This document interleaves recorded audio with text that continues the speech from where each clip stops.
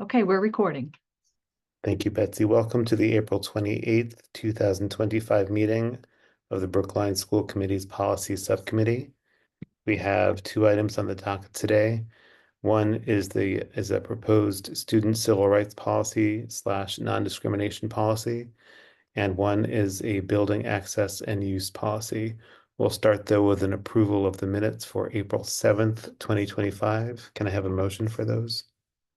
I move those minutes. Carolyn, do you want to second that? I'll second it. Okay, Jesse, how do you vote? Yes. Carolyn? Yes. And I vote yes. Okay, I'd like to switch the order of the two agenda items, if that's okay with you both, because I think the second docket item will be relatively brief and the first item will be relatively lengthy. So I'm going to start with the building access and use policy. And Betsy, I'm going to share my screen if that's all right with you. Did you just switch it around or something? I thought you said you were going to start with the one that's going to take longer first. I thought that. No, I would like to start with the one that will take shorter. Oh, yes. Okay. You said it the other way around. That's what I'm saying. Thank you. Sorry about that. Yeah, I'd yeah, like to start with the short one. Yes. Can you confirm that you can see my screen, everyone? Yes, we can. Okay, so this is a proposed school policy on building access and usage. Where we left it last time is that I was going to send it around. Thank you, Jesse. I think you wrote the initial draft. Is that right? Yes. Thank you again for doing that. Sure. I was going to send it around to after school coordinators and their boards. And I did that, and we received only one short comment, which was that it was the same comment received from two different after-school coordinators. And if I could summarize the point, it was that they would be willing to pay extra for security if that meant that security would be available to let students into the building and that the after-school programs themselves wouldn't be responsible for that task. The issue is that without security's availability, their own personnel is taken away from after-school responsibilities to perform security duties, that it's a burden on their personnel. It's something that they shouldn't really be doing in the first place, and they'd happily pay a fee for it. So I put a version of some proposed language right here. It was echoed by one of the board members for that after-school program and by another after-school coordinator. So I just want to draw your attention to it if you haven't seen it already. And then otherwise, I just want to open it up for comment.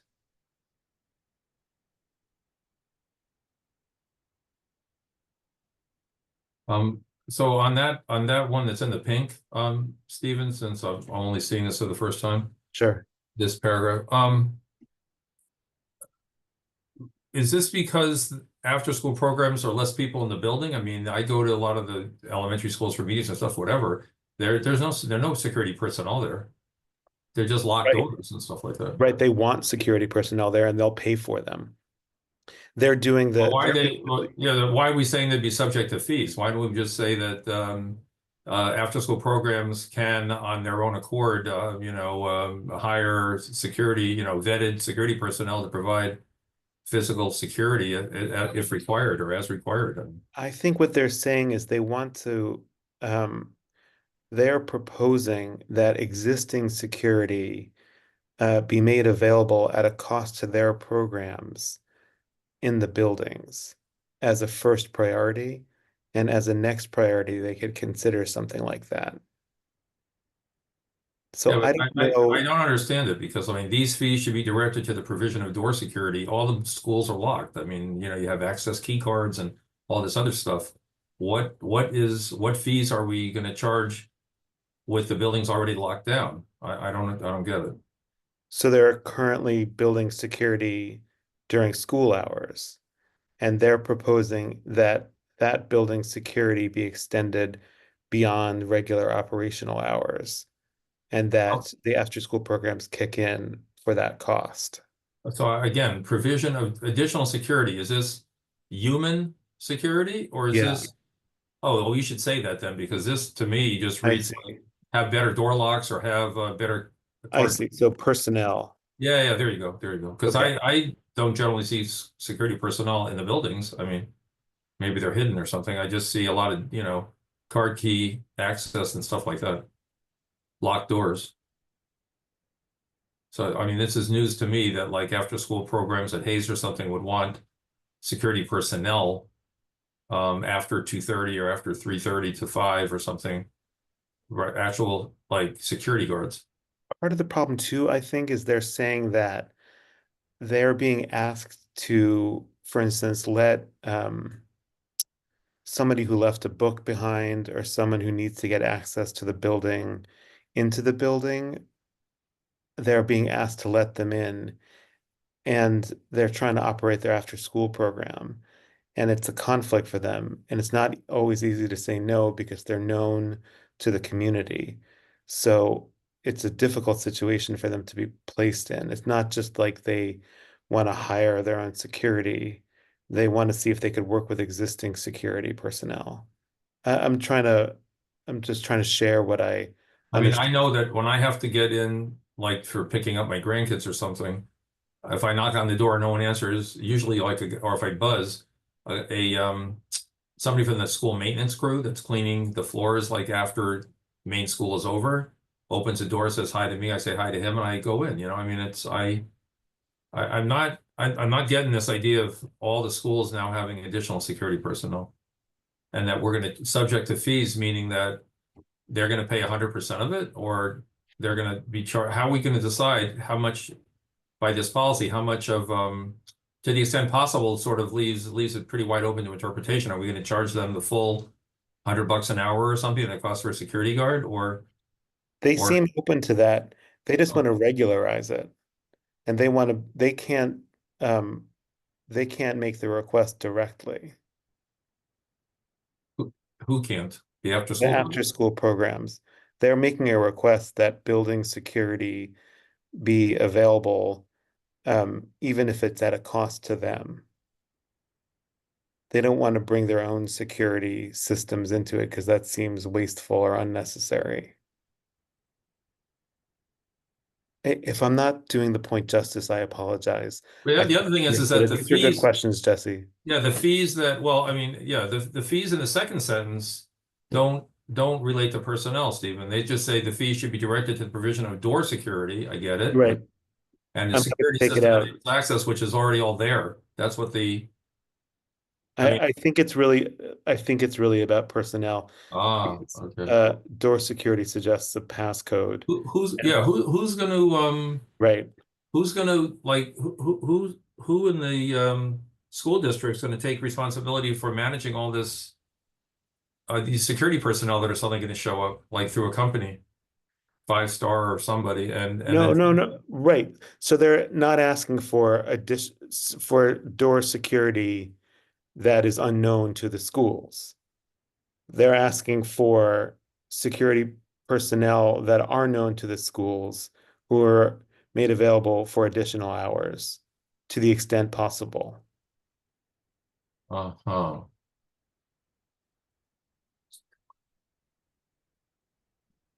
So this would have to be negotiated. I don't even know if these are hours that would be acceptable to existing security. So before this would ever get voted in, we'd have to determine whether this was feasible. Yeah, yeah, and the other thing is that I mean, from what I know about some of the after school programs, their budgets are super tight. This is coming from them. All 8 This of is them? coming from the 2 that participated. Right. I think I'd want to. I think it'd be only fair before we were to move this forward, though, to send this clause to all the other ones, saying, just so you're aware, you may be subject to additional fees for manned or personnel, right? Human security after hours, for which you're going to have to add into your budget now at your building, and then see what they say, because this is sort of like an additional. How about this? How about after school programs will, to the extent possible, be presented with an option for fee-based additional security or something like that. Well, I mean, to the extent possible, or just if required. I mean, it's up to them, right? We're saying that the policy says that if an after-school program wishes to add human security, then they have to bear the cost of it. If it should even be in the policy. But okay, I mean, that's sort of what I'm hearing you say. Maybe I did a poor job phrasing it. Andy, just to catch you up, we're discussing a paragraph that came at the request of two of the after-school programs, requesting the facilitation by PSB between after-school programs and existing PSB school security that they would pay for so that their after-school programs didn't have to let people into the building during after-school time, which they're finding to be a burdensome activity. People banging on the doors asking to be let in to retrieve missing items while they're trying to conduct their after-school programs. So I think what I drafted is not very clear, but they're essentially willing to pay for additional security personnel who are known to the schools to provide regular services during after-school time. So are we saying something like after-school programs may utilize, security personnel beyond regular operations to provide Yeah, entry control, and that's it? yeah. Maybe that's what we should say, Stephen. How would you put it?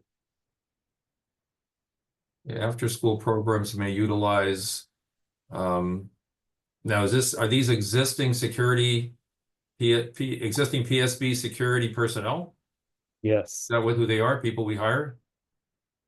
So after-school programs may use existing PSB security to provide necessary support. I mean, whatever it could be, right? That whatever it is. I mean, that's okay with me as a policy. I mean, they're allowed to do it. That's what the policy allows them to do during after-school, during their hours of operation, maybe during their hours of operation or something. And that's it. I mean, that's all that. Carolyn, Andy, what do Now, you want to talk about what it's going to cost them? you? Okay, so if we're charging them 100% of that cost, because why should PSB pay for it? I mean, now we're adding to the fee, but it'll be such, users.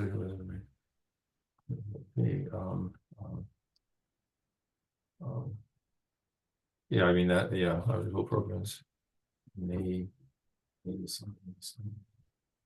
Something like that.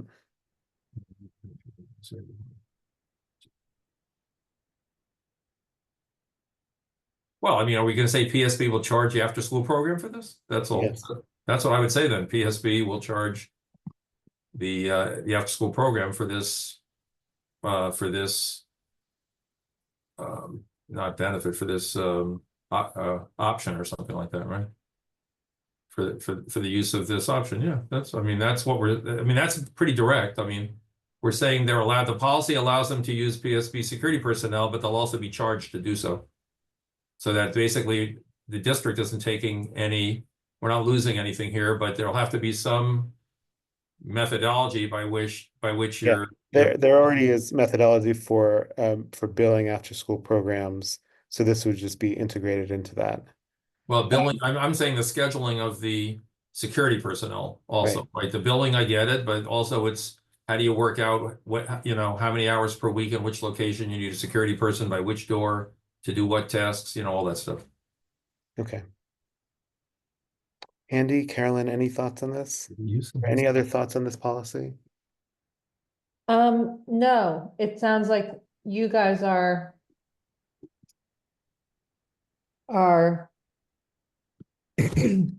doing a better job than I would on the details. I So don't I'll have any leave other. you. Go ahead, sorry. I don't have any other proposed changes. Does this significantly modify the existing building access and usage policy, Stephen? Yes. would it be helpful for us to look at a side-by-side or something so we know what's going to happen here after we, if we bring this forward to the full school committee? I'm wondering if someone's Sure. going to ask, well, is this similar? Is this about halfway? Or is this Betsy- completely different? Betsy, do you recall where in the handbook the existing one is?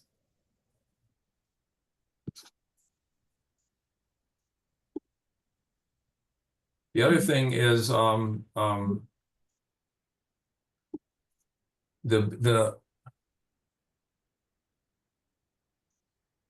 just wanted to double check when we're talking about security and after-school programs, Stephen, the thing is, we only talk about after-school program usage in the next to last section.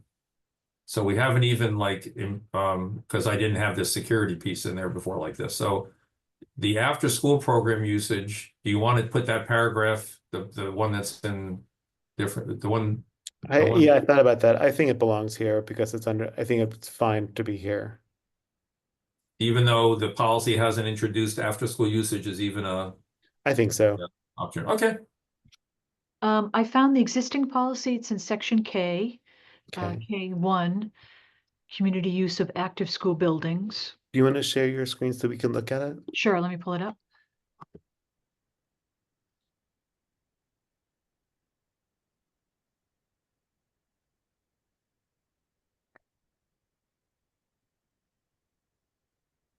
Can everyone see it? Mm-hmm. Sure. So I think this is our existing one, right? Community use of school buildings, fees, administrative guidelines. Right. Payments, right, I remember that.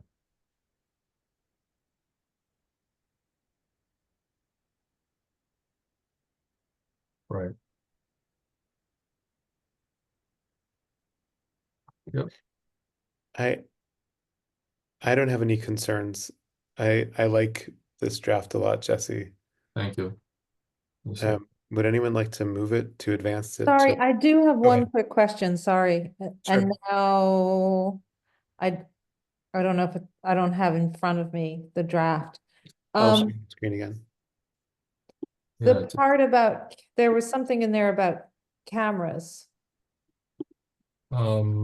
yes, there is in that same security measures paragraph.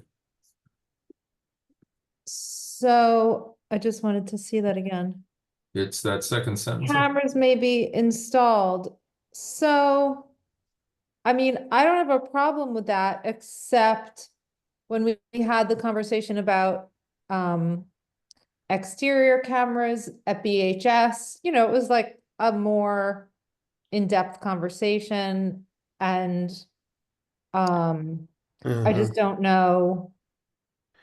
I don't know if this is like, we're putting something in here that actually would require a bigger conversation. Do we even have like indoor security cameras today? I didn't think so, so No, maybe I agree with take that you. out. I agree with you. Yeah. Oh, but so Yeah. when you're saying may, but it's, I mean, yeah. I don't think okay. they're indoors. I think we're that. No, that's what I'm saying. So yeah, but this I'm a was- little, But Yeah, I this was- actually think that's a good point because I think that's superseded by the surveillance policy that we're going to discuss okay. Thursday anyway. Yeah, Yeah, I feel like we're kind of jumping into something. yes. Okay, Yeah, I agree with that. okay, Is everybody okay with me taking that out? yeah, Okay. I am too, yes. okay, thanks. Thanks, Carolyn, for finding, yeah, it didn't occur. Yeah.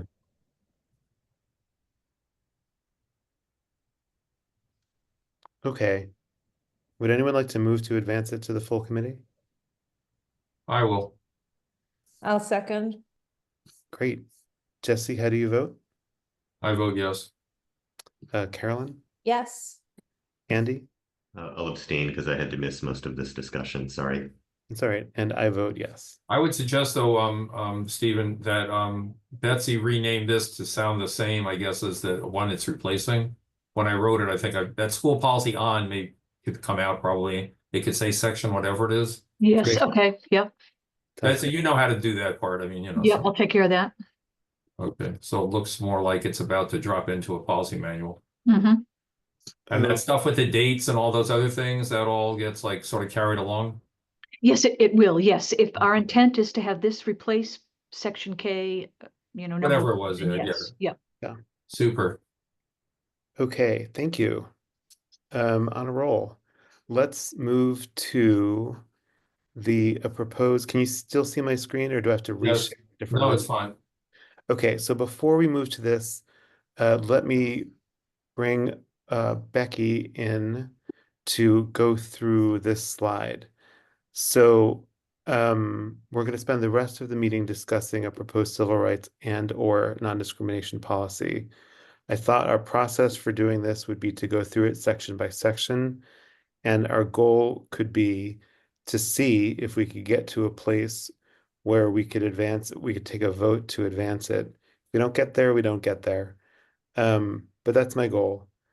And I thought also if we don't agree on whether to make or revert changes, I thought we should keep both versions available on keep either a changed or reverted version, but keep something in the comments so that the school committee could see both versions when they review it. That's my thinking on a process. So let's go to Becky. I just asked her to do a quick refresher on why we're doing this policy in the first place. What are we being brought into greater compliance with specifically? So over to you, Becky. Great. Thank you, Steve, and good to see everyone. So the policy is designed to bring the public schools of Brookline into better compliance with multiple state and federal laws. We just lost the No, I just slides. stopped sharing it so I could watch just for a minute. Oh, Okay. please, I'm going to share it again. Okay, no problem. And the existing policy when I was brought on by the Public Schools of Brookline had some good elements, but it was not up to date in terms of the expectations of the implementation of Title VI, which is the federal law regarding student civil rights and as members of protected groups. Title IX, which protects students from any discrimination related to gender and sex, including sexual harassment and sexual misconduct of various kinds. And then 3 state laws in particular, Chapter 76, 151C, and 199, which also protect students' civil rights in Massachusetts. We also made sure that the policy, the new draft policy, is consistent with Department of Elementary and Secondary Education guidance regarding non-discrimination on gender identity. So almost as we go through it today, many sections of the policy are very specifically drawing language from these statutes, not because the goal of the policy is to turn the public schools of Brookline into law enforcement. We're not law enforcement. We're not civil rights law enforcement. We're not criminal law enforcement. But we want to make sure that we're holding our students and our employees to the standards of the law so that we're in compliance with the law. And the policy is aimed to be written in an understandable way to ensure that no one would ever be violating either state or federal law by their conduct. And as we talk about it, we'll also notice sections where we've gone above and beyond the law, because I believe that's consistent with the values of the Brookline Public Schools. And we want to make sure not only to be in compliance with the law, but to be an affirming, welcoming place for our students to learn and for our staff to be their best selves. And I just mentioned that the policy is largely drawn from previous work I did in the Boston Public Schools, which is hence my slip a moment ago. And that policy has won wide recognition in Massachusetts and nationally, including from the Attorney General, from the Mass Executive Office of Safety, a team at Northeastern that specialized in hate crime prevention, held out our policy as a national model to schools across the country. And we're trying to make sure that Brookline is compliant with the law and also is applying best practices. Thanks, Becky. Any questions before we start, or shall we jump in? I do have a question. So Becky, when you say to bring us into better compliance, so this is helpful because what I've heard before, and maybe I didn't listen carefully enough, was to bring us into compliance, which implied to me that we were out of compliance. So in what ways, so you're talking about degrees of compliance. So can you be specific about what was insufficient or was felt by someone in PSB? I don't really know how this was initiated, actually. In what ways is our existing policy not compliant enough? Yeah, many of the sections that were added to the policy are aimed at compliance. So I'll give an example. One of the sections that didn't exist before that is in the new draft is around the rights of pregnant and parenting students. This is required under Title IX. That is mandatory language. So and there are many other examples that we can go through together. The section on gender identity that was significantly updated from the existing policy is consistent with guidance from the Department of Elementary and Secondary Education, rooted in Massachusetts state law regarding gender identity and student records. So I would say the majority of the additions to the policy are new areas of compliance, and some are aimed more towards either best practices or responding to school administrators' concerns that schools were varying tremendously in their policies and protocols in terms of how they were implementing their understanding of the pre-existing district policies. So I was hearing from school administrators, and I was, fortunate to spend quite a bit of time with some of the school administrators who said, at our school, we do it this way. At their school, they do it that way. Please help us have consistent protocols. Help us define what is a policy violation. Help us understand what a good investigation is. Give us examples of conduct so that we can consistently identify what kinds of conduct would violate the policy. So I would say there were 3 motivations as I made changes. One is very basic requirements. For example, the language about natural and protective hairstyles is bringing us into compliance with a relatively new law called the Crown Act. So there's lots of improvements to compliance. Second, best practices in terms of what works in policies. And third, a direct response to what I was hearing from school administrators, and also to some extent from parents and families in Brookline who wanted to see more consistent practices. Thanks, Becky. That was really helpful.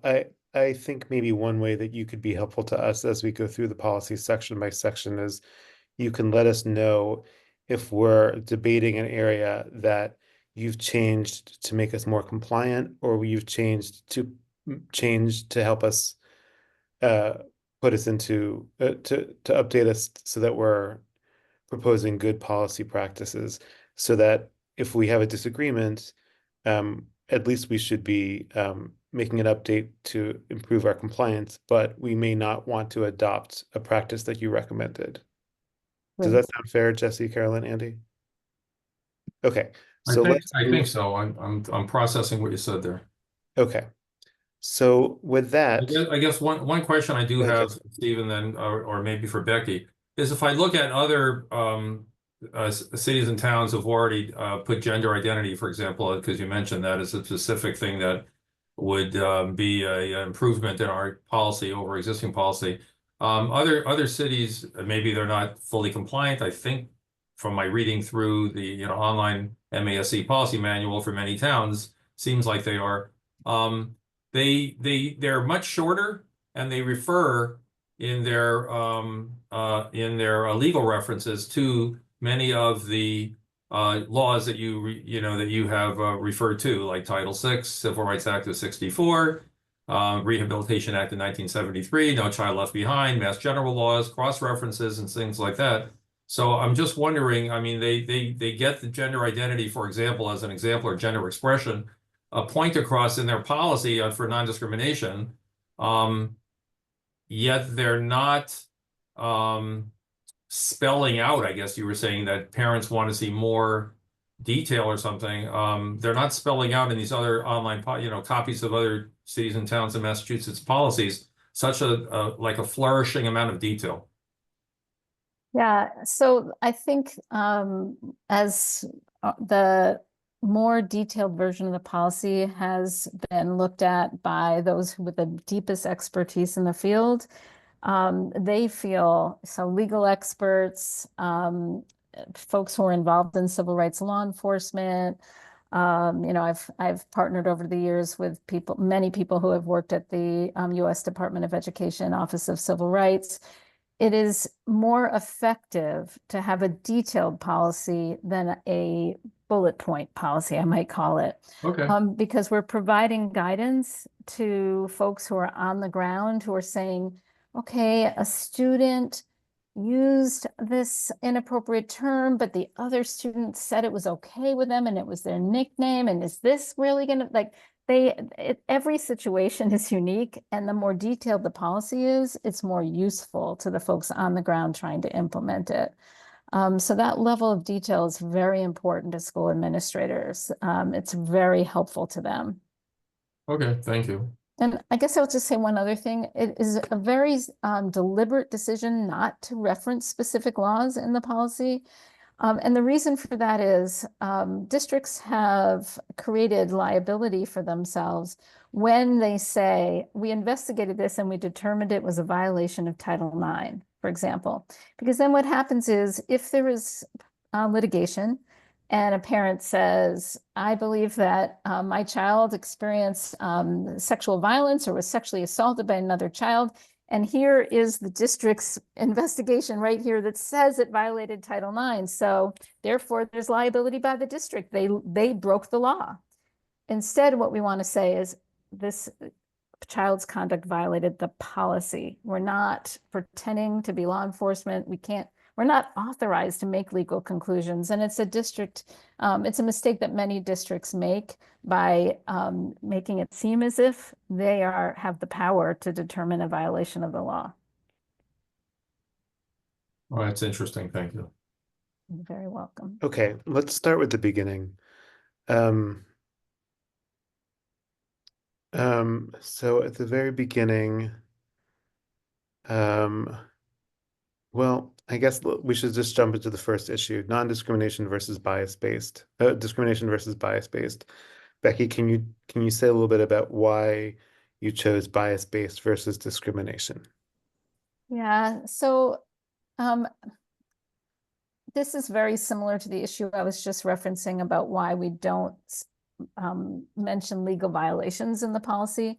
By saying that discriminatory conduct occurred, that would be a violation of civil rights law, and there's liability associated with it. So instead, we say bias-based conduct occurred, and should there be litigation, it is up to a court of law or the U.S. Department of Education, Office of Civil Rights to determine whether it rose to the level of discrimination, which is a civil rights violation that comes with liability.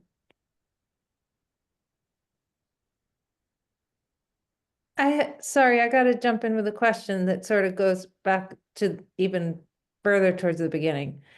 I think I'm following you, Becky, when you're saying that an intention here is to protect the district from liability in terms of the law. And you're drawing a distinction between the law and this policy. And you just said something about protecting the district, I think, from, I don't remember exactly what you said. But this is called a civil rights policy. So that sounds like if you violate the policy, you've violated. Right.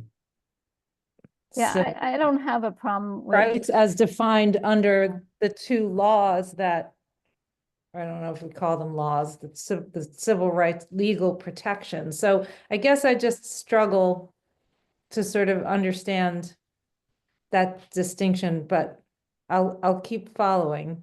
Yeah, I'll just give it one more example. Unfortunately, in my career, I have been deposed in litigation multiple times. And often one of the first questions that the plaintiff's counsel asks me is, so I see here on this investigation that you determined that this was discrimination. And I say, no, we did not. And they're like, what? But it says right here that you found there was bias-based conduct. Yes, but we did not make a determination that it was discrimination. We don't actually have the right to make that determination. It's a common error that districts make in writing their policy as if it were capable of making legal determinations. And frankly, I wouldn't ever want the district to be in a situation where a policy violation is considered an admission of a legal violation. But it's a civil rights policy. So I guess I would ask then, when you say, so you're saying no, if you were deposed and you say no, I didn't say somebody discriminated, I said they violated the policy, but the policy is a civil rights and non-discrimination policy. So that's where I'm a little lost. Yeah, I mean, I think Right. the name I of, think go ahead, if Steve. this, I see where Carolyn's going. I think they seem like equally legally binding categories, right? Is that what you're saying, Carolyn? Like both I discrimination think and that's civil I rights? think that's probably a way of saying it. And so that's where I'm struggling to understand how this is not what you just, I think you articulated it well. Understood. Yeah, I mean, I think I don't honestly feel super strongly about the title of the policy. I think either one of those works, or it could also be called like the policy to protect students from bias-based conduct and sexual misconduct, if you prefer that phrasing. But where I do feel more strongly is in saying this is about discriminatory conduct. So one is trying to imply a commitment to prevent any legal violation, and another sounds like we're making a conclusion that there was a legal violation. So I'm flexible about the name of the policy. I see what you mean, Carolyn, and I think if you thought there was ambiguity there, it certainly could be changed. And really my question, I'm using the title as an example, but what you just described speaks more to what I'm struggling with intellectually, just what it is that this is aimed at achieving. And so I think when you talk about conduct, that's probably helpful. So I don't need to quibble over the title right now. I'm really still at sort of like lens, and I also don't want to hold us up. Okay, yeah, but I also don't have a strong opinion here. Yeah, I mean, just to jump in for a second, Stephen. I'm a little concerned about like the language here because Title VI itself prohibits discrimination. That's the word. It doesn't say it prohibits bias-based conduct. And I'm having an issue here with like dividing between what the actual Civil Rights Act says and what we want the district to do. We want the district not to talk about it in terms of people being discriminated, or rather we want to talk about it using language of bias-based. That's great. Because we don't want to put a principal in the role of making a legal conclusion, and saying this child discriminated against that child would be a legal conclusion. Or this child's conduct violated Title IX, that would be a legal conclusion. Yeah, but you know, honestly, it's the same thing. You're just using a different word to protect the district against a legal challenge. Is that It's actually not. It's setting a higher bar. It's saying we're not going to wait until conduct happens that would violate the law. We're actually going to address conduct that's unwelcoming, that's wait a minute. bias-based. I mean, if let's say it just happened today in a school, okay? I mean, it's not developing, Becky. It happened. It was discrimination, let's say. So why would that be? Why is there like this earlier step of bias-based conduct that we want to intervene and we want to? Let me give you an example. Yeah. If one child was affectionately calling another child a racial slur, and they saw this as friendly, right? We want to address that. We want to tell them that's not a word we use in the public schools of Brookline. But if a parent was to bring that to a federal lawsuit or a lawsuit in Massachusetts, it's highly unlikely that would be found to be discriminatory if the intent was friendly. In that situation, we want to educate them. We want to tell them if they do that again, we're going to have to apply the code of conduct. We're going to have to explain that just because the two of you think that word is okay doesn't mean other people around you aren't going to feel harmed by it. So we're going to address it under the policy that that word is not okay.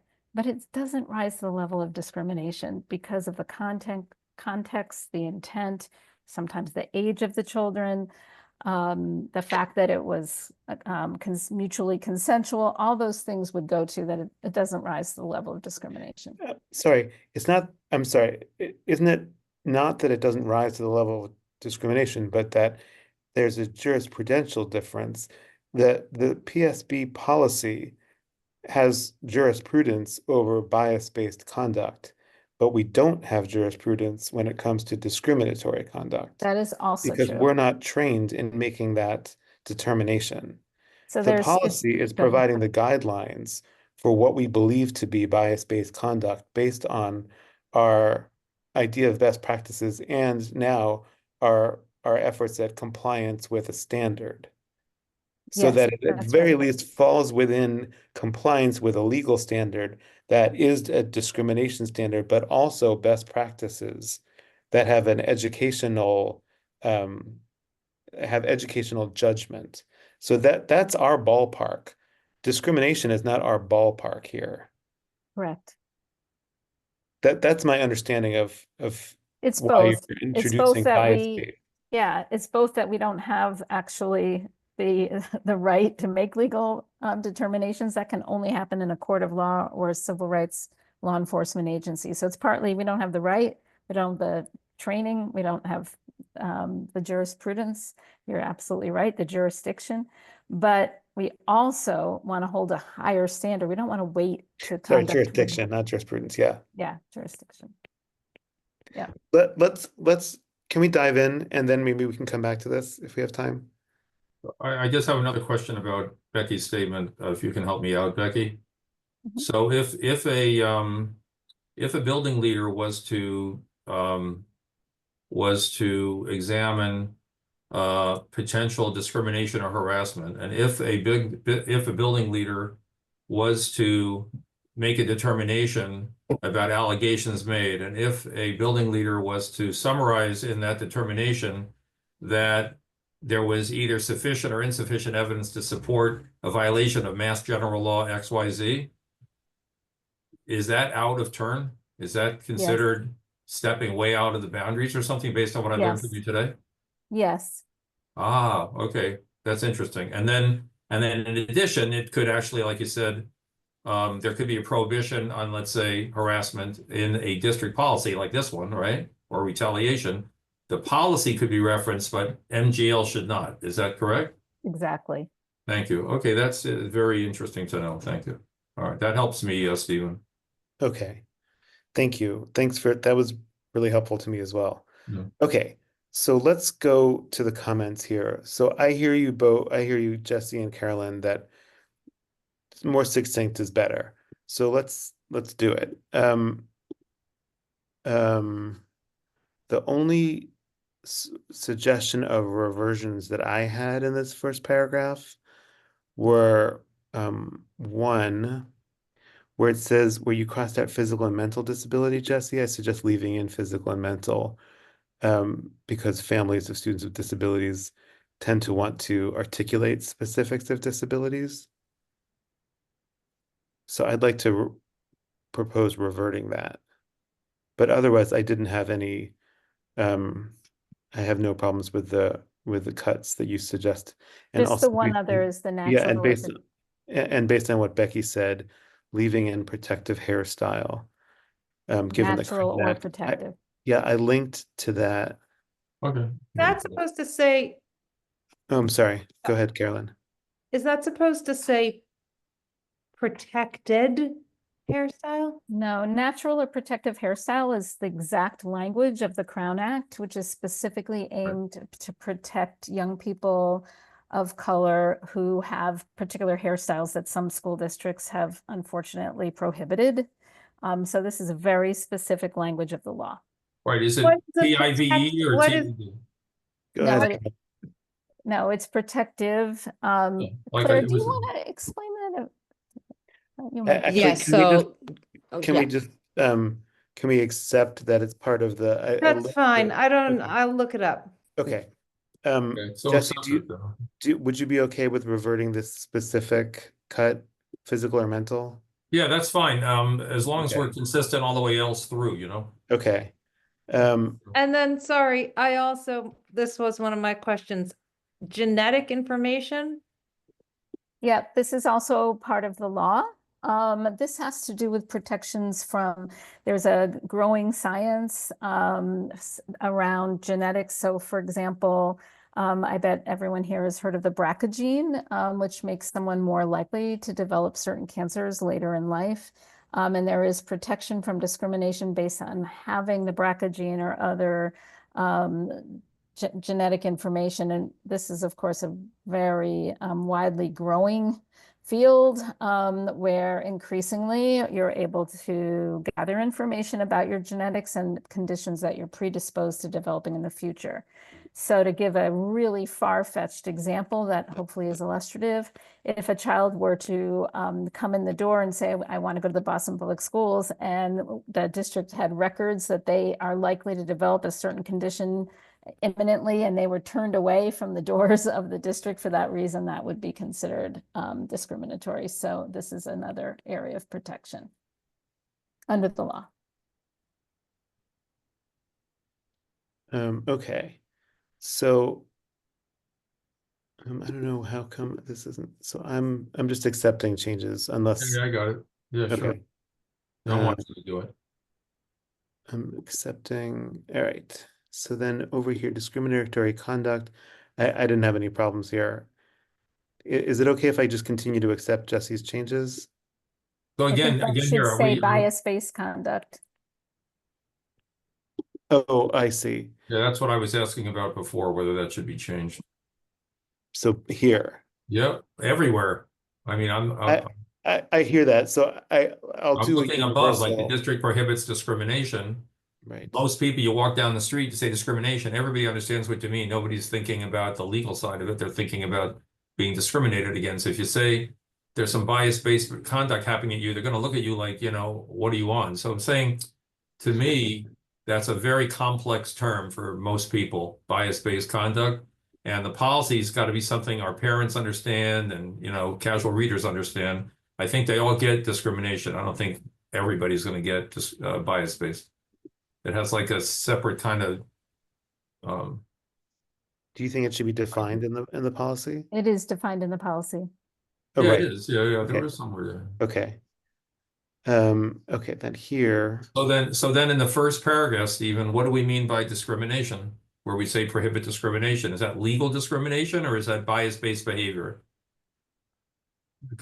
To be consistent, the third line of the third line, Right. first Right. one. What are we going to do there? There, and also in the second sentence, the district prohibits I discrimination. think we're still against discrimination. I think it's a legal standard that we're not referencing as often as we're referencing bias-based, right? I mean, we could still reference a legal standard, but we're really articulating a practice, I don't have the right words for this, I apologize, like an education relevant practice that our policy is oriented Yeah, around. but here's the problem I have with this. A student could come in one day, right, with no history, and for whatever, or come back on the first day of school next year and conduct themselves in a way that's actually discrimination. It's not a question of bias-based or not bias-based. It's actually real discrimination under the law. So, like, you know, that's what, I mean, are we saying that's just what bias-based really means? I mean, let's say a kid actually comes in, or an employee, and actually does something based on one of those protected things that you have there, age or So doesn't our disability. reporting requirements articulated in this policy still trigger an investigation that can have a finding of discrimination that Okay. has legal consequences? Got it. Okay. Okay. Okay. So let's keep going. Retaliation against an individual, right?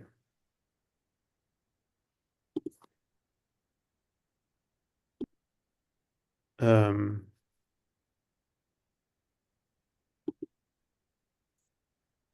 yep. And then you added, did you add these examples, Jesse? I believe I so. don't- I believe they were there Right, lower okay. down. Some of them, yeah, they were there. Yeah. Right, and then you added this.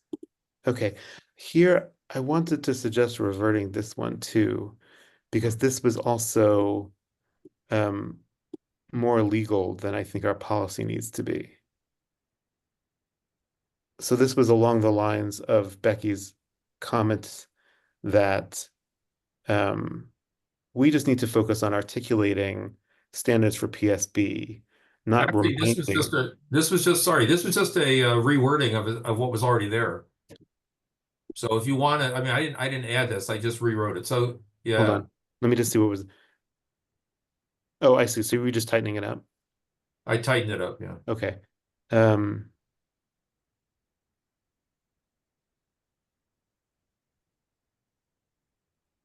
I would just end it right here then. Yeah, sure. Okay. You can, oh, you want to take out that? It's just that it also applies to employees, so I think you have to reference either Ah, you're right. employee code of conduct or employee policies and expectations or some language like that. Is there a code of conduct for employees also? No. Maybe? Not really. Um, So whatever employee, So what did you have here? these are all examples.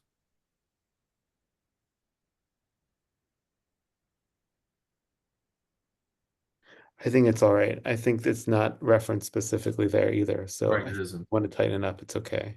Yep.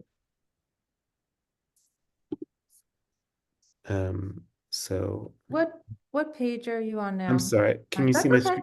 No, I can see, I but I'm just- gonna the try and top of follow page along. Top of page 2. Top of Thank page you. 2. Yeah, so this is this area here that you have with the lines through it now, Stephen. Uh-huh. That bulleted list is the one I moved up when I redesigned this section. You see, that's that. Got it. Take it all. You can take. Okay. All right. So wait. So okay, so Carolyn and Jesse and Carolyn agree on getting rid of all this. Well, that's the bullet part you already have upstairs, so you can get rid of it anyway. Okay, so I'm going And the to other part, that policy aimed at promoting learning environment thing, that's been already spoken about, I think, in sentence 1 or 2 at the top in the intro. Okay. I'm fine with Andy, feel free to I feel like I'm bulldozing you. I'm just accepting all these changes. I don't have any objections to these. Becky, if we're Just taking out critical things. language, please let us. Yeah, just 2 things. One is at the bottom of page 1. I do feel strongly about the footnote that is there. Right. I agree with you actually, because if we're using any of the language you used previously, then I don't want to plagiarize. So I would like to revert that, Jesse. I just think we should. There's no harm in shouting out the BPS policy if we're using some of their language, and I don't want to plagiarize. Sure. Okay. And then one other point, just in removing in the section that where we just were looking at a moment ago regarding the student code of conduct, the original language stated that employees may be subject to discipline up to and including termination for violation of this policy. And I think it is important to have some reference to employee discipline along with the student code of conduct. There's different ways to phrase it. I don't feel strongly, but somehow to make it clear that employees are subject to discipline based on violation of this policy. Obviously, if we were to have an employee who was engaged in egregious bias-based conduct or sexual misconduct toward a student, we want to be make it very clear in the policy that would be taken very seriously. I think disciplinary action is sufficient. That's fine with me. Do you want to include after violations of this policy by students, staff, or employees? That way you're covering all the people. Great. Beautiful. By students or employees. Yeah, I guess employees would cover staff. You're right. Yeah. Yeah, that way it covers everybody the way they're supposed to be covered. Okay. I think this is all taken care of, so I'm going to accept these changes here. Becky, please yell at us if we're doing terrible harm. Same here. I just shortened it to there, that's all. Yep. All official publications. Yep, same here. Must include the following notice. Okay, so what was here previously? Oh, Well, right. this prohibits discrimination. Again, it's the same word issue I had at the beginning. That, Yep. That's sort of what you see in the whole world. Everybody writes discrimination. So now we're changing it and we're saying that we don't discriminate. Oh, wait. That reminds me. We Yes. previously had this as sex/gender. I'm assuming that was standard language, Becky, was it? Or was that not? I am okay with that, Okay. given that gender identity is next to it. I prefer it the other Okay. way, but it's okay. Jesse, if you have a preference, I'm happy to defer Well, to I'm that. saying if gender identity for Becky cleanly substitutes for the word gender after sex/, then I'm okay with taking one of them out. You know what I mean? As long as we're covering all our bases, I'm fine. Okay. But we can take that out, Okay. yeah. So I'm going to leave in natural or protective hairstyle. Correct. And then we had to add military veteran status because of employees, Correct. which is fine. Okay. Now, but where we say then at the back end of this, the second line from the end, or bias-based intimidation, threat, or harassment, that interferes with the ability to learn or work. Why wouldn't we just say discriminatory, just like we said at the beginning of the paragraph? We sort of switched language. Because we can't determine what's discriminatory. Yeah. Let me just read the whole thing now. Okay, Yep. those words not discriminating. Race, color, age, criminal record, injuries only, disability. So how come we don't have physical or mental disability here? Like we did above? Do you want to? I'm just Yes. asking. Thank you. May I add that to be consistent? Yes. Thank you. I just want to make sure we're as. Did I say and or? I think you said, or you said, I think before. It's at the end of the. Right. You're right. Yeah, it's front or, yeah. Okay. Pregnancy, homelessness. Okay. Sexual orientation. Oh, genetic information, not genetics. And the fourth line, second word. Thank you.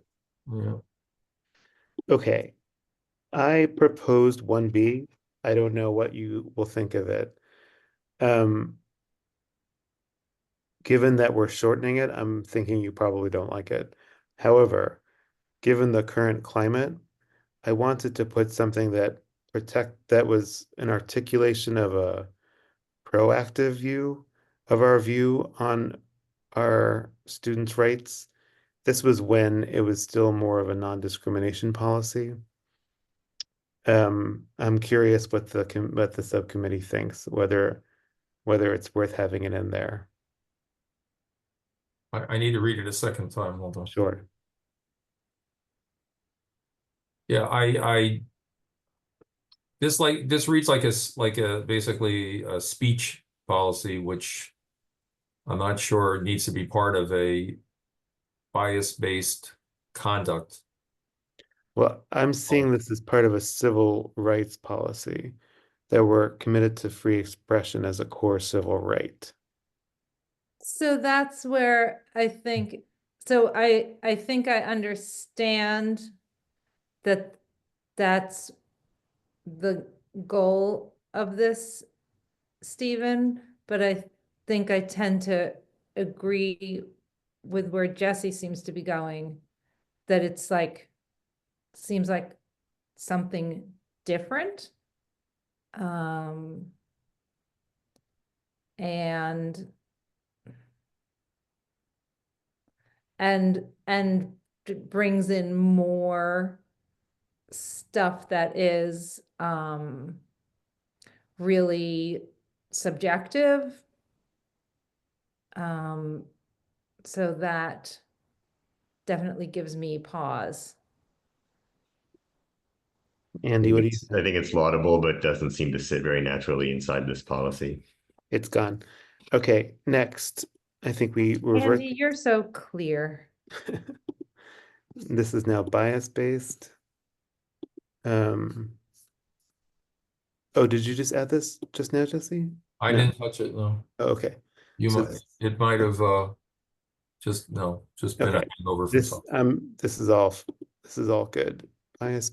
Oop, we're keeping bias-based. Gender, keeping that. You gotta take the slash out, I guess, though, after the word sex. Yes. What was the concern with retaliation? I feel like you took it out in a bunch of places.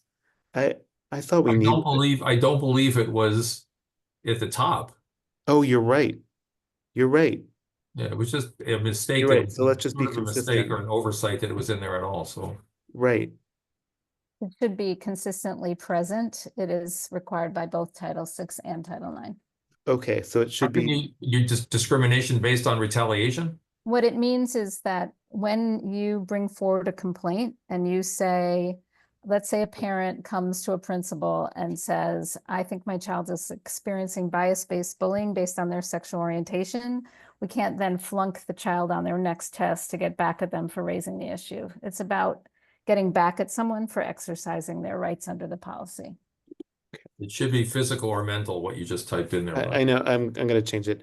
So this is after ancestry retaliation. So I'm just gonna copy and paste this. So we had this. There's one other place for it Just passed it. already. You just passed it right there in the middle after two. Thank you. Based on, and then you'll have to clean it up though, because that also, yeah, here it changed to housing status rather than homelessness, but the Yep. one above said homelessness on. I'm just restoring it like that. Okay.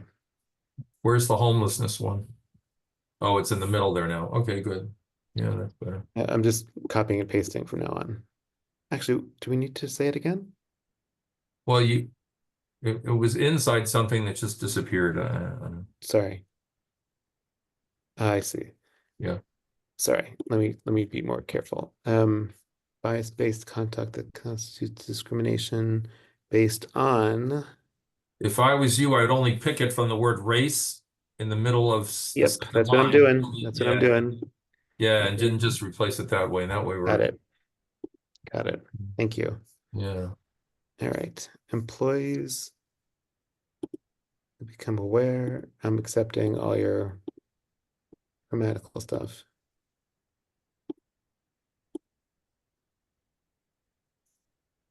Except for bias-based. I'll do a full read through for grammar afterwards. I'm trying to follow as you go, yeah. I'm just taking your I edits in real time. So is this the part that may trigger an impact bargaining obligation? That employees who become aware of conduct, certain kinds of conduct, have to report the incident No, as soon as that's the reporting section below. Okay. So in there, right where you are right now, Stephen, the conduct thing is a space, conduct potentially, and then up above one, there's some issue there, property damage or disruption. Now the line right above got messed up. It has a T in front of the word damage or something. Thank you. And then I don't know what happened with what that is. Yeah, property. Oh, No. there you go. Students' education, school activities. Okay, here is a big question. So here's the use of examples again. Yep. I like having these examples. This is where I think administrators are going to get real guidance about how this policy can be used in real situations. Yeah, but like the first sentence, just a rehash of what we already talked about. Like, in other words, conduct includes treating students differently because of blah, blah, That's fair. That's fair. I'm really talking about the the elimination of all the Yeah, examples. my issue is that maybe, or at least my suggestion is that, so those kinds of things should be part of training. When you train people in the policy, about policy adherence, or when new employees come in, or we're doing PD at some time with the teachers and, in a K-8 school, and we're going through different policies they need to know about or that got updated. Part of the training for the civil rights, the discrimination policy is, here are the kind of examples you might want to keep in mind. But the policy itself doesn't really need to spell out every single, But we 5 have to examples 15. I think it throughout does. go ahead, sorry. I mean, let's compare this to various definitions of anti-Semitism that are being proposed. The heart, to me, of any of those definitions is the list of things that are, and in some cases are not, anti-Semitism. Without that, they'd be very hard to interpret. So I think if we're serious about this, we should define examples of the kind of behavior that we don't want. I think it's very important, and you see examples like this in, for example, the Massachusetts Commission Against Discrimination has a model sexual harassment policy that requires every employer to have examples in their policy. And the reason is otherwise people may make mistakes in both directions. They will either, a parent will say, oh, that's just, how kids are, you should just be okay with that, to their child, versus looking here and saying, oh, maybe that actually is conduct that matters. So sometimes people understate what is concerning, and other times people overstate. And somebody looked at my child funny, and I'm sure it's because of a group they're a member of. That's not enough to violate the policy. And school administrators, when we went through the policy together in person a few months ago, this is one of their favorite parts. It really provides them with some sense of concrete examples that they can hold up against the facts of a particular situation to make a determination of whether it's a violation and how serious a violation it is. And so when we're getting into this sort of concrete enactment conversation, and I'll kind of bring in also the example that Andy raised about various definitions of anti-Semitism, or maybe not even go there, but I guess for me, it's like when you're getting into concrete, and then I just want to confirm, like, all of this is to be connected to actions or disciplinary actions or interventions. Is that correct? Yes. And I think Jesse's point is So, excellent. sorry, I about the- wanted, Oh, go ahead. if I can just finish. So I would just, and maybe it's a conversation for another day, I guess I would argue that the notion of adopting the IRA or any definition of anti-Semitism, if not connected to interventions, is different than what we're talking about here, because this and what we're talking about here is. So I gotta go to my version here. So it's something like, I'm going to temporarily reject Okay. these changes so we can more easily see the stuff. communicating derisively about a student. Of a particular group.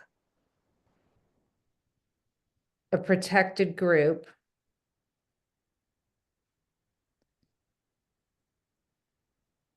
Where is that in here? Like the first bullet. Oh, speaking or otherwise communicators will lead to. Wait, this one, oh, here.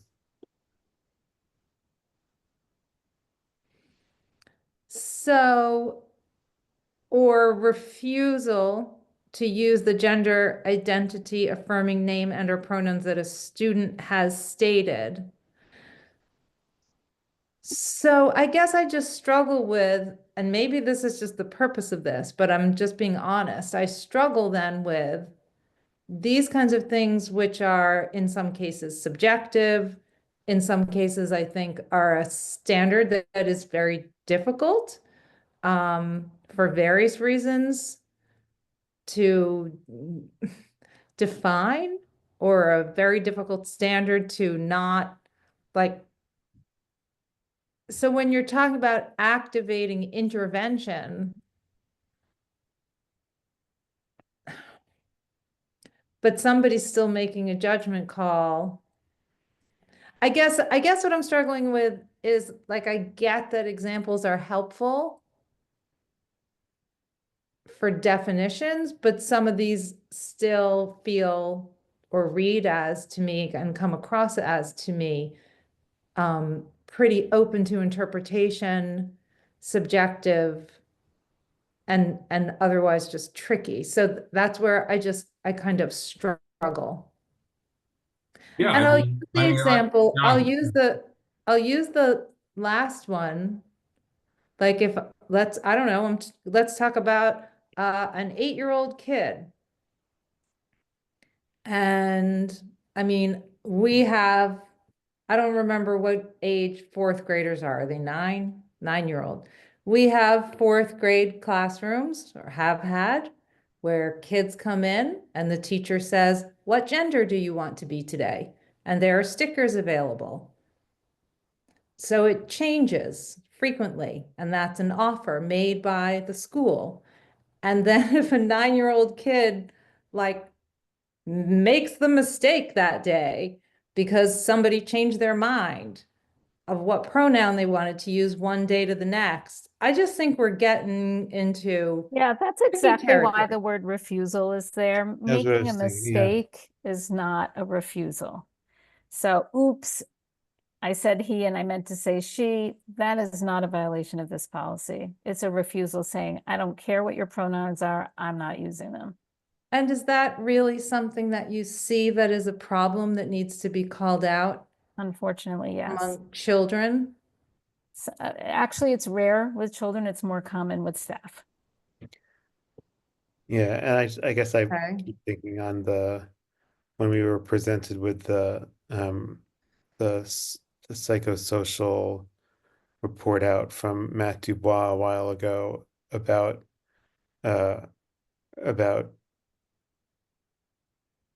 various indicators showed that our student trans population was a much more at-risk category at PSB. So it's not surprising to hear that finding. It's not So, surprising to hear. so Becky, you're saying this is more, the refusal word more would typically or can apply to staff, but this says student. It doesn't. It's saying the pronoun of the student. So the refusal is by the staff member. The student is the one with the pronoun. The staff member is often, unfortunately, the one making the refusal to use that pronoun. Okay. In my experience, the younger generation is much more comfortable with respecting a student's requested pronouns.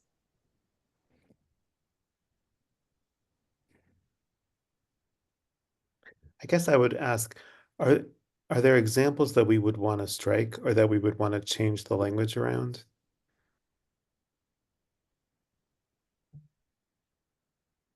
And I would underline, I think that Jesse's point is excellent in terms of the importance of training. Because these things need to be discussed, and much more detailed fact patterns need to be part of that training, where we look at the nuances of what reality looks like. But this is designed to give some framework. And I think your school administrators, well, they've already told me they find this framework very helpful. Because, on a day-to-day basis, something happens and they're like, whoa, I've never heard this one before. Let me go back to the policy and see, does it fall in any of these categories? Is it similar to one of these? It can be very helpful to school administrators. Would it be helpful maybe if in the introductory language to the example, we specify that Carolyn, I'm I'm thinking about how to frame these examples in a way that would make more that you'd feel more comfortable with. I mean, I can, continue to contemplate and integrate this into my thinking. I think I feel pretty strongly about the microaggression section. Okay, wait, before we get to Yeah, that, we were can I- talking about trying we to just soften fix, can I decline these changes? Is there anything specific in these changes that you want to maintain, that you want to get rid of? yeah, the first sentence. Okay. I don't think it's required. Because we're about to show examples if we Yeah. keep it. And here, Or staff, yeah, students or staff. I guess. oh, yeah, you're right. That's fine. Or, got it. And then I'm Yep. not sure what the comma's doing there, but Thank you. Mhm. It's up to no good. School sponsored it. Behavior- So, Hang on oh, one second. Behavior outside. yeah, that was pretty much a No, I appreciate this. This is great. You're tightening it.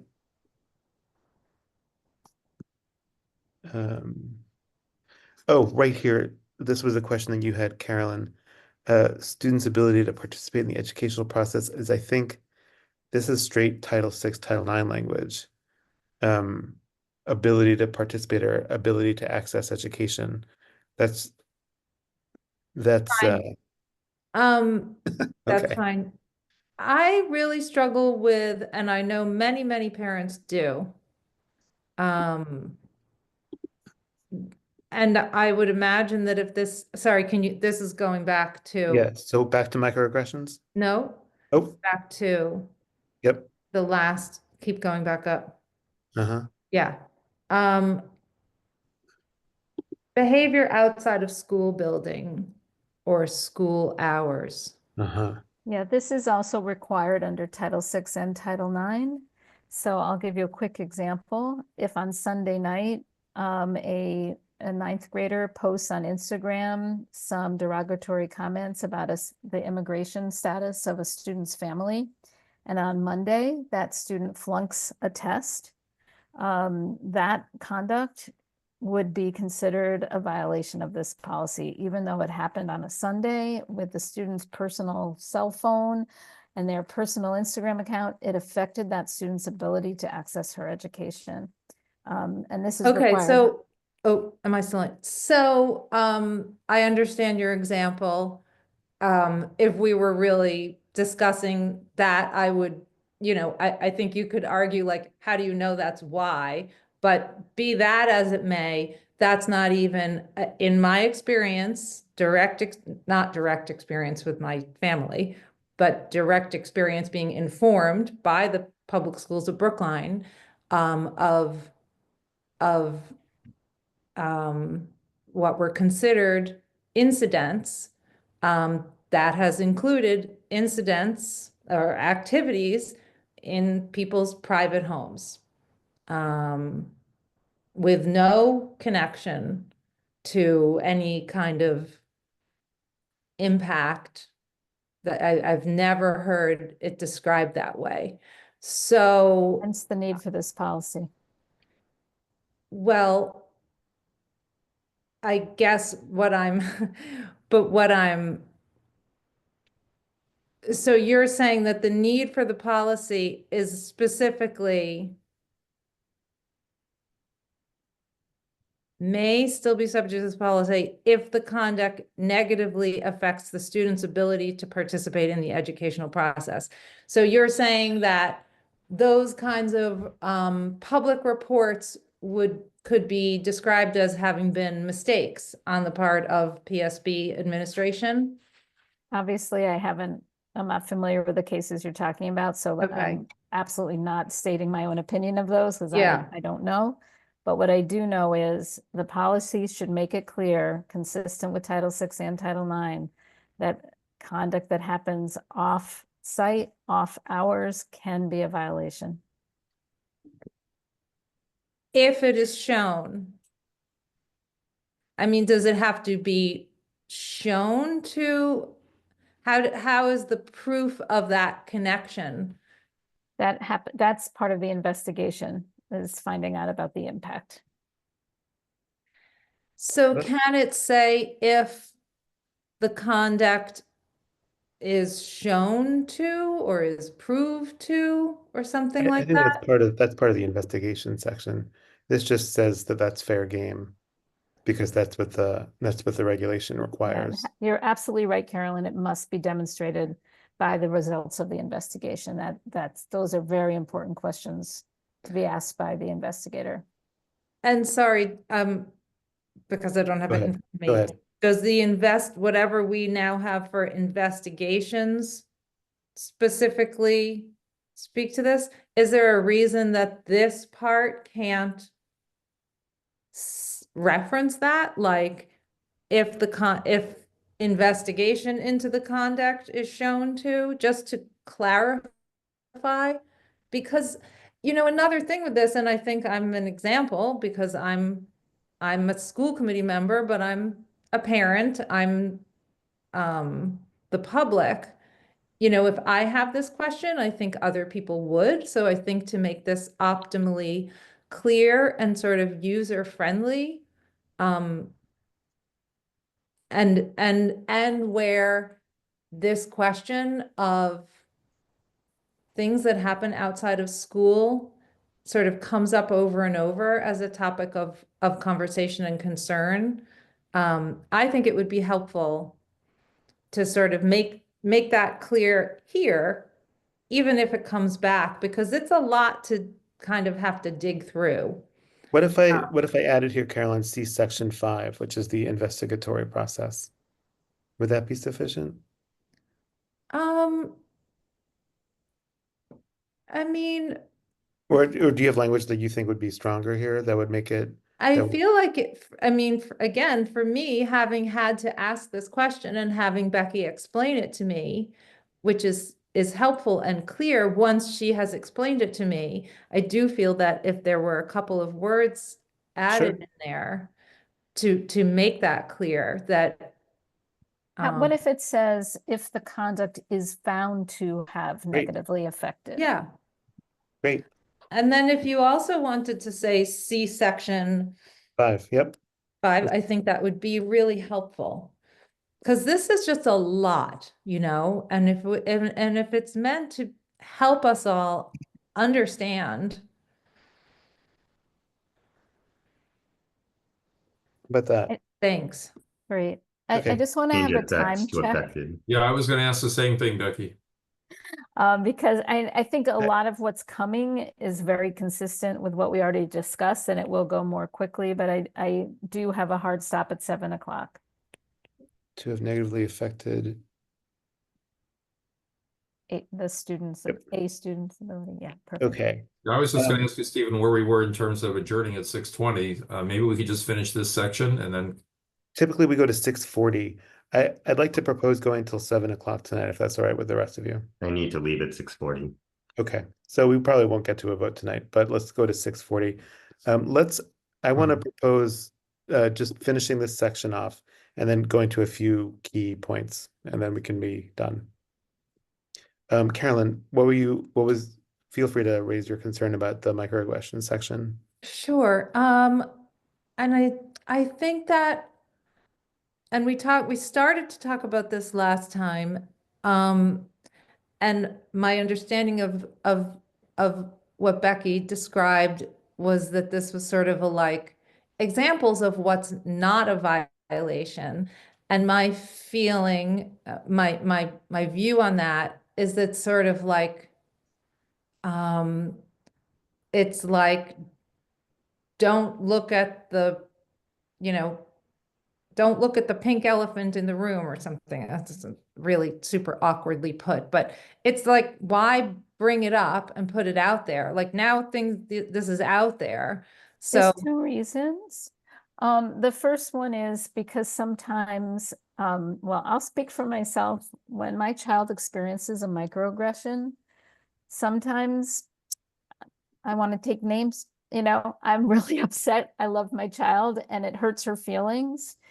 And I come in saying, I want to see action. I want to see the child who said that to my child be disciplined, whatever. And it's a way of saying, well, let's look here. It looks like what happened was consistent with our definition of microaggression. And so that's the first, is to try to educate people about things that, yes, may have hurt your child's feelings, but don't rise to the level of a policy violation. And second, to make a distinction between the remedies. So the intervention with a policy violation is more significant than an intervention with a microaggression. With a microaggression, I would hope my child's teacher might say, Sage, can you explain to your classmate why that hurt your feelings? And that might be a sufficient intervention in that moment. I understand, and I guess we're gonna, I don't want this to sort of devolve into I don't know that it needs to be kind of like a theoretical conversation, but so you're calling something that hurts your child's feelings a microaggression. Now it's in a policy that's either going to have the word discrimination or civil rights in it. So maybe what you're calling a microaggression in this policy is like stuff kids do that hurt each other's feelings. And so again, it troubles me if it's not in what's prohibited by law, if it's not what needs to be covered from a liability perspective, I don't like it in here. I just don't, I'm not comfortable with it in here. And then in particular, then going like this further, discussion. not just talking about, stuff kids do or things that hurt your feelings and calling them microaggressions. And then talking about remedies. I just think for me, it's too far. Andy? I had thought that listing these as microaggressions was actually in the service of de-escalating the PSB response to incidents of this kind. I think last time I suggested that maybe we can change the word will to may in the paragraph about the response all the way at the bottom. So the administrator or PSB designee may partner with the student. So we're not necessarily requiring bringing in the parent caregiver, for example, depending on the nature of the incident. Jesse? Yeah, my issue with the word microaggressions is that one of the I guess two problems. One is it has a slightly racial overtone, at least in the way it was originally coined, and how it does find its way into the English language as a term. So there's this subtle racial overtone when I see the word. Maybe I'm the only one who sees it that way, but I'm saying if you search around on it too, you'll find that it does at least sometimes get criticized as being a term that carries some racial overtone. And secondly, it's really just a kind of a behavior. It hasn't yet become anything that in any way violates a policy. It's just, I mean, maybe to parallel with what Carolyn said, students or adults saying something that's a behavior that could make somebody feel uncomfortable. And that's part of life, but that's not a discrimination. That's not part of a civil rights violation. It's not a behavior that's rises to any level of a violation that rises to a level where it requires like legal action. I mean, this policy to me should not include a section that discusses I'll call them gentle misbehaviors, maybe, right? Gentle misbehaviors that require gentle addressing. Same way that a teacher at the playground, at recess or something, hears some kid go, one kid say to another, you did something in a way that makes the kid feel bad, and the teacher goes over and says, the two of you should not really have been talking that way. Why don't you try to be nicer next time, or something like that. There's no discrimination there. There's no Right. It's like a gentle, tiny behavior thing that happens, it happens. It's just life. I don't know. This word aggression in there rubs me really the wrong way. So I also think it's helpful for the purpose of warding off, as Andy said, escalations. So that if somebody says, I'd like to use this policy to um, trigger an investigation of a microaggression, we could say, like, actually, we're saying that this behavior is explicitly not going to be used to um, trigger an investigation. And that way it's helpful. I hear what that you're saying, like if it's written down in a policy, we're officially endorsing the concept of microaggressions. That's not really how I see it. But for the purpose of this discussion, since we only have a few minutes left, I just like to propose leaving this in for further discussion among the next policy subcommittee or the full school committee. It's neither endorsing nor not endorsing this section. Well, can I Andy just, has his Yes, hand, Andy. yeah. yeah, can I just say one thing, which is, I mean, I'm personally not wedded to the word microaggressions. I certainly don't want to throw the baby out with the bathwater here. I think, the purpose of listing these is really, to, as I keep saying, to prevent an overreaction by PSV Yeah. to this type of incident. I really think that's a valuable thing to have in here. If it means dropping the word microaggression, that's fine Yeah. with me. Students Same. sometimes experience verbal or nonverbal communication that's Same. rooted in implicit bias, etc. We can get rid of the second occurrence down below as well, as long as we list these things and say that these are not things that rise to the level of a full-fledged investigation. And sorry, Stephen, I know you want to move on. So I understand what Andy's saying, and I think this idea requires more conversation, because I guess I would offer, like, okay, I think we just need to talk about that more generally, but I'm also going to say again, as a parent with many years of experience in the district, including in the high school for the past 5 years, like these examples, there's a way in which a lot of behavior has become, policed is probably a little strong, but restricted, confined. My worry would be that the confines of behavior being discussed in great detail in a policy like this can be confusing. Can be confusing for children, can be confusing for teenagers. And I experienced this even when I attended one of the days of events at the high school, where two different students delivered a different message. Like, don't assume that I'm something because of how I look. Ask me first. And then someone else was saying, don't ask me questions just because, like, and so like asking a student about their disability without their consent. Sorry, like that, I think that is just confusing, and I find it overly confining. So while I understand where Andy's coming from in terms of the potential usefulness of, like, what isn't, these particular examples really reminded me of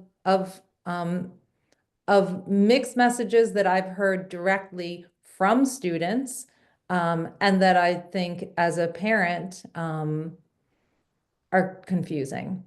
So I think we definitely need to come back to this. Thanks, Carolyn. Yeah. I just need to get to two quick things before I leave the policy subcommittee entirely. One is section 5. I think this is the heart of the policy, no matter what form it takes in the future, and I really want to strongly suggest reverting it. So and Becky, correct me if I'm wrong here. My understanding is that educators are mandatory reporters. One way that the previous policy was deficient is in the lack of mandate that we provided as a guidance to educators on filing a 51A. And the way that we fleshed out section 5 in the reporting requirements was a major way that we were bringing our policy into compliance. So I want to restore this section, especially providing all the specific detail about how and to whom to file reports. And So, that was a frequent question I got this year from school administrators, was some of the nuances around 51As. okay, so unless Jesse, you have a strong objection, otherwise, I really would like to revert this I'm section. not sure where the first sentence that says who became aware of a possible incident of sexual misconduct, why that would have actually ended up in the reporting requirements anyway. I'm not sure where that came from. So Something.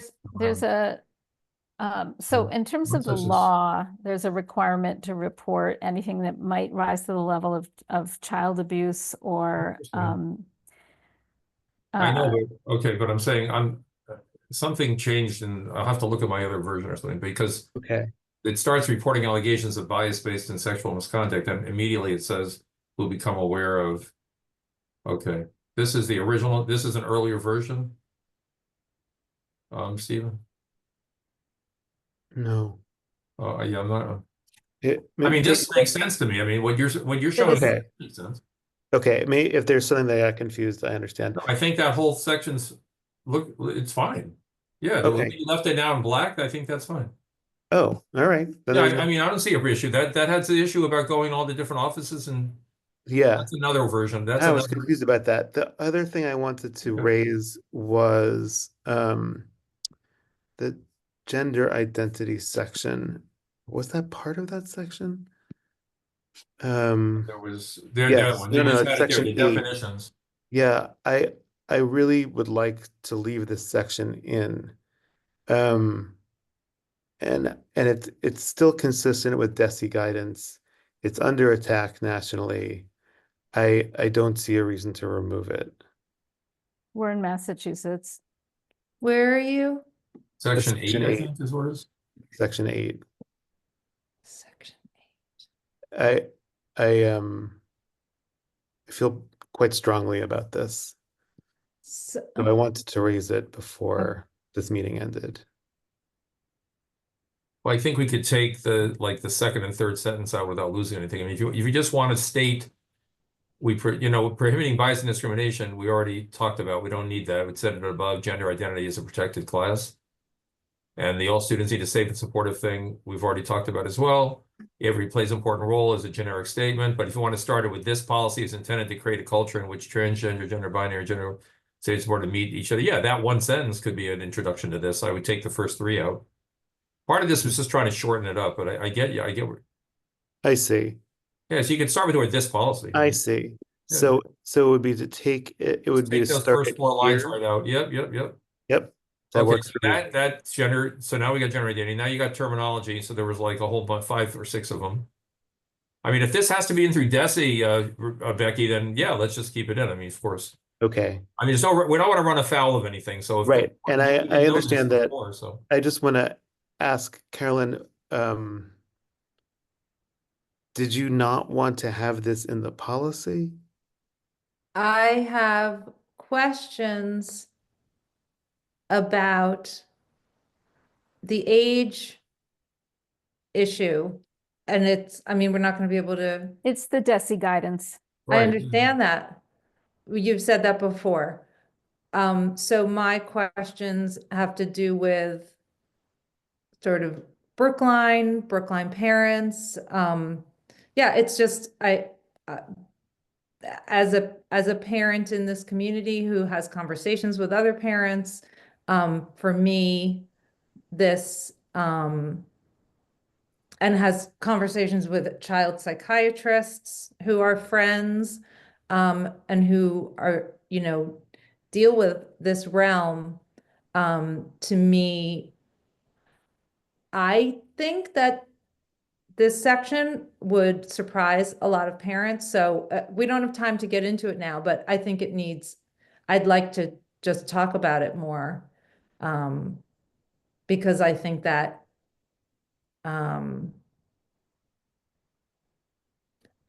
I don't feel confident that the 14 would sit well, necessarily with the community. So I just need more conversation about it.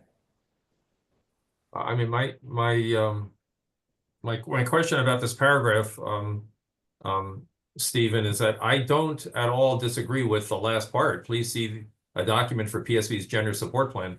That's really just a reference from this policy. There's nothing really, I mean, I'm not seeing the rest of the paragraph as something to do with specific, how shall I say, specific like bias-based conduct.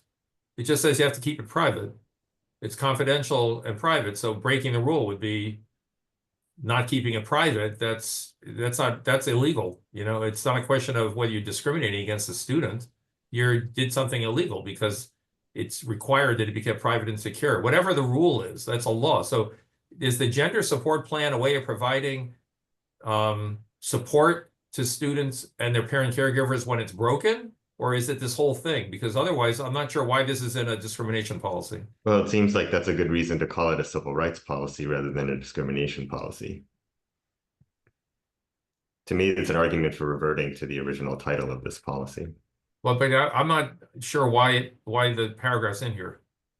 It doesn't really. Because to me, it clearly falls under civil rights, and that was the original title and purpose of this policy. Oh, I see. Okay. Okay, so we're over time. Yeah. I want to thank everyone. I'll clean up the grammar on the sections that we reviewed. Becky, thank you again for your work on this. My pleasure, and I appreciate the constructiveness of the conversation tonight. Yeah. Becky, And your examples really help bring it alive, so thank you. You're very welcome. And thank you to the entire policy subcommittee for all your work this year and for your patience with me as I tried to navigate what MASC told us to do, and I tried to find a way forward. Thank you for your patience this year. Have a good night. Thank you for your leadership. Good night, everyone.